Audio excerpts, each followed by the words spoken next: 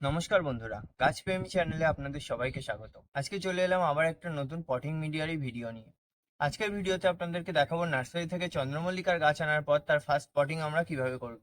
তো চলুন আজকের ভিডিও শুরু করা যাক।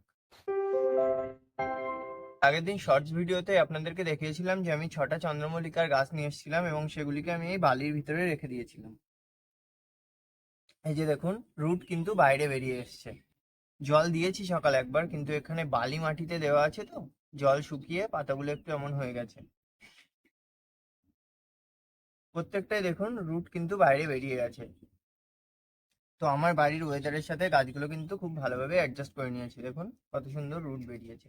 আমি কিন্তু এটাতে থাকা অবস্থায় পিঞ্চিং করে দিয়েছিলাম, যার জন্য এই পাতাগুলো চলে এসছে এখান দিয়ে অনেকগুলো ডাল কিন্তু বেরিয়েছে। নিচ দিয়ে যে ডাল বেরোচ্ছে সেই ডালগুলি কিন্তু আমরা নেবো না, নিচের ডালগুলি ভেঙে দেবো। উপরের এই জায়গার থেকে ডালগুলি নেবো, এগুলি একদম নিচের পাতা থেকে যে ডাল বেরোচ্ছে সেই ডাল কিন্তু আমরা নেবো না। সবকটা গাছেরই রুট বেরিয়েছে সুন্দর। পেছনে এই যে আমার বাগান বিলাসগুলো, উপরে একটা টেম্পোরারি শেড বানিয়ে এই বাগান বিলাসগুলোকে বৃষ্টির হাত থেকে বাঁচানোর জন্য রেখেছি ওখানে, কারণ প্রতিদিন বৃষ্টি হচ্ছে, প্রায় 1.5 মাস হলো। আজকে তাও অনেকটাই রোদ্দুর ছিল সারাদিন। তো এই চন্দ্রমল্লিকাগুলোর পটিং আমি দু রকম মিডিয়াতে দেখাবো, একটা সিন্ডার মিডিয়াতে, একটা মাটির মিডিয়াতে। তো চলুন একে একে আমরা পটিং মিক্সটা বানিয়ে নিই। বর্তমান দিনে সিন্ডার মিডিয়াতে চন্দ্রমল্লিকা করা খুব পপুলার হয়েছে, কিন্তু বেশিরভাগ লোকই আছেন যারা মাটির মিডিয়াতে এই চন্দ্রমল্লিকা করে থাকেন।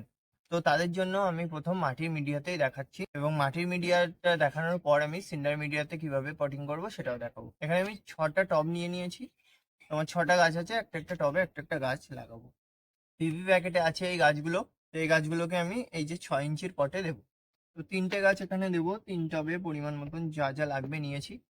এখানে আমরা প্রথমে নিয়ে নিয়েছি 1 টব পরিমাণ মাটি, এটা দোআঁশ মাটি।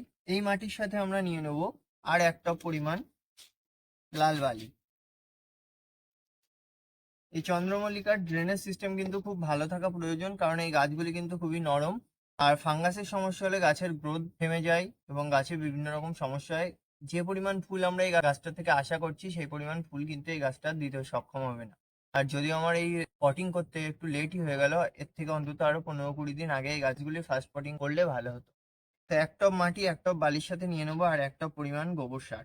এই ছাড়া আমরা কিন্তু ফার্স্ট পটিং এ আর কিছু দেবো না, আমরা শিংকুচি, হাড় গুঁড়ো এসব এখনই ব্যবহার করব না। ভিডিও দেখতে থাকুন, গাছ লাগানোর পরবর্তী পরিচর্যাও আমি পুরোটা বলছি। তো এই পটিং মিডিয়া যেটা হবে সেটাকে আমরা ভালোভাবে মিশিয়ে নিই। ড্রেনেজ সিস্টেম কিন্তু খুব ভালো করতে হবে চন্দ্রমল্লিকার জন্য। এবার একে একে গাছগুলিকে বের করে নিই। দেখুন একদম কিন্তু বালি মাটিতে বসানো, মাটি ঝুরঝুর করে ঝরে পড়ছে বেশি না লাগলে। এই টবের নিচে অনেক ছিদ্র আছে, এর ভিতরে খানিকটা মিডিয়া ভর্তি করে নেব। এখানে গাছটাকে বসিয়ে দেব, বাকি অংশ মিডিয়া দিয়ে পূর্ণ করে দেব।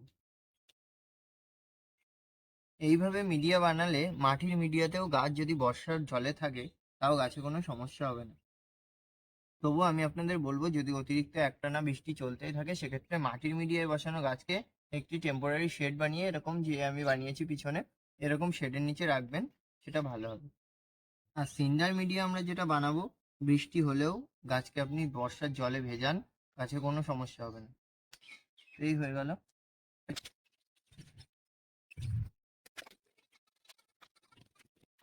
এই যে মাটির মিডিয়ায় 3টে গাছ বসিয়ে নিয়েছি, এবার চলুন সিন্ডার মিডিয়ায় কিভাবে গাছ বসাবো সেটা দেখে নিন।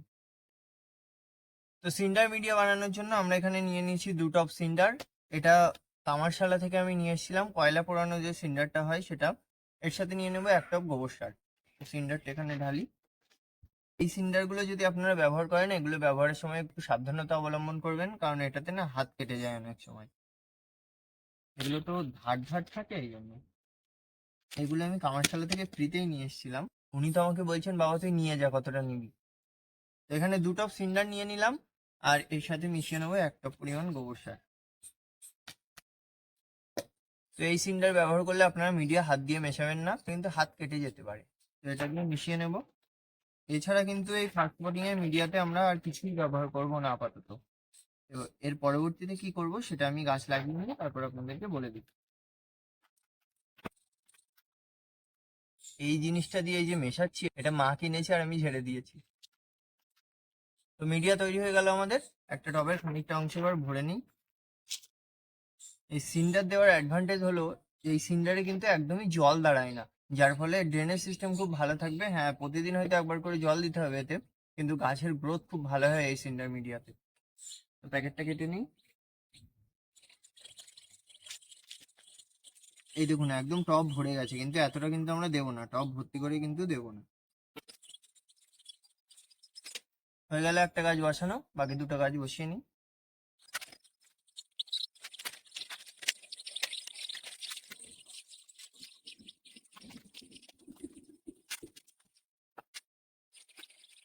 তো আমাদের 6টা গাছেরই পটিং কমপ্লিট হয়ে গেল। এই যে সামনের 3টে সিন্ডার মিডিয়াতে লাগানো, পিছনের এই যে 3টে গাছ, এই 3টে গাছ মাটির মিডিয়াতে লাগালাম। তো আপডেটে তো আপনারা দেখতেই পাবেন কোন গাছটা কেমন গ্রোথ নিচ্ছে। তো এরপরে আমরা কি করব, এই সব গাছগুলির গোড়ায় হিউমিক অ্যাসিডের জল দিয়ে, তো এই পাত্রে কিছুটা পরিমাণে হিউমিক অ্যাসিড নেব। সামান্য একটুখানি নিয়েছি আগে। যে প্যাকেটটা হিউমিক অ্যাসিড ছিল ওটাই লাস্টে খানিকটা ছিল, তাই এটাতে নিয়ে নিয়েছি আগে থেকে। 1 লিটার জলে 1 চিমটি পরিমাণ বা 1 লিটার জলে 1 গ্রাম পরিমাণে কিন্তু এই হিউমিক অ্যাসিড মেশাতে হয়। তো সেভাবেই আমরা মেশাবো, এটা পরিমাণ বুঝে নিয়ে নিই এখানে।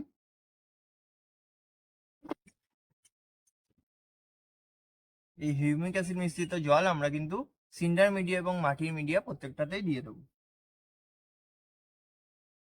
এই হিউমিক অ্যাসিড মিশ্রিত জল দিলে গাছের সাদা শিকড় বেরোবে খুব তাড়াতাড়ি এবং গাছের গ্রোথ হবে খুব ভালো। দেখুন সিন্ডার মিডিয়াতে জল দেওয়ার সাথে সাথে কিন্তু নেমে গেল পুরো জলটাই, দেখুন একদম সাথে সাথে নেমে গেল জল। তো এখনই এই গাছগুলোতে আমরা কিন্তু আর কিচ্ছু দেবো না। 1 সপ্তাহ এই গাছগুলো এই মাটির সাথে একটুখানি অ্যাডজাস্ট করে নেবে, শিকড় ছড়িয়ে দেবে এই মাটির ভিতরে বা এই মিডিয়ার ভিতরে। তারপরে কিন্তু আমরা এটাতে ডিএপি ব্যবহার করব। ডিএপি এবং খোল পচা জল, এটাই আমরা ব্যবহার করে যাব আপাতত। তো 7 দিন পর থেকে আমরা প্রতি সপ্তাহে একবার করে এই প্রত্যেকটা টবে 3টে থেকে 4টে দানা ডিএপি দেবো এবং খানিকটা করে খোল পচা জল দেবো। এই টবগুলোতে 1 মাস থাকার পর গাছ যখন বেশ খানিকটা বড় হয়ে যাবে তখন আমরা এই পটটা চেঞ্জ করে 10 ইঞ্চি বা 12 ইঞ্চির পটে দিতে পারি একবারেই, সেক্ষেত্রে কোনো অসুবিধা হয় না। এবার আসি পিঞ্চিং এর ব্যাপারটা। পিঞ্চিং কখন করব? দেখুন এখান থেকে কিন্তু এই যে 4টে পাতা বেরিয়েছে, তারপর কিন্তু আমি এখান থেকে পিঞ্চিং করে দিয়েছি। যখন ফার্স্ট পিঞ্চিং করেছিলাম কখন, যখন গাছটা, এই গাছটার কথাই বলি, যখন কিন্তু গাছটা এত বড় হয়েছিল, নিচে থেকে এত বড় হয়েছিল, তখন কিন্তু ফার্স্ট পিঞ্চিং করেছিলাম। এই যে নিচে থেকে প্রায় 4-5টা পাতা বেরিয়েছিল, তারপর ফার্স্ট পিঞ্চিং করেছিলাম, তারপর এখান থেকে 3টে ডাল বেরিয়েছে।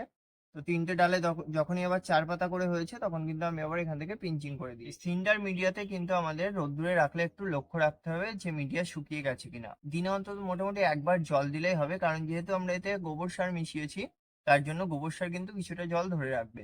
আর যদি পরপর বৃষ্টি চলতেই থাকে প্রতিদিন, সেক্ষেত্রে সিন্ডার মিডিয়ার গাছগুলো নিয়ে কোনো অসুবিধা নেই। কিন্তু মাটির মিডিয়ায় যে গাছগুলো করলাম সেগুলোকে কিন্তু আমরা এরকম একটা টেম্পোরারি শেড বানিয়ে নিতে পারি এবং তার নিচে রেখে দেবো। মাটির মিডিয়া কিন্তু জল ধরে রাখে। তো 1 সপ্তাহ পর থেকে আমরা আপাতত ডিএপি আর খোল পচা জল দেবো এবং প্রতি সপ্তাহে আমরা কিন্তু আরো একটা জিনিস এতে ব্যবহার করব, সেটা হলো অ্যাগ্রোমিন গোল্ড বা বায়োভিটাক্স এরকম জিনিস, সেগুলো কিন্তু আমরা ব্যবহার করব। আর এই গাছকে পোকামাকড়ের হাত থেকে রক্ষা করার জন্য আমরা এতে কাকা স্প্রে করতে পারি 15 দিন মতন অন্তর অন্তর। গাছের আপডেট তো আসতেই থাকবে, চ্যানেলের দিকে চোখ রাখুন। এখনই এত সবকিছু মনে না রাখলেও চলবে, কারণ যখনই যা করব আমি প্রত্যেকটা আপডেটই চ্যানেলে নিয়ে আসবো। চ্যানেলের সাথে জুড়ে থাকলে আপনারা সমস্তটাই জেনে যাবেন এবং আমার সাথে যাতে আপনারাও সেটা করতে পারবেন।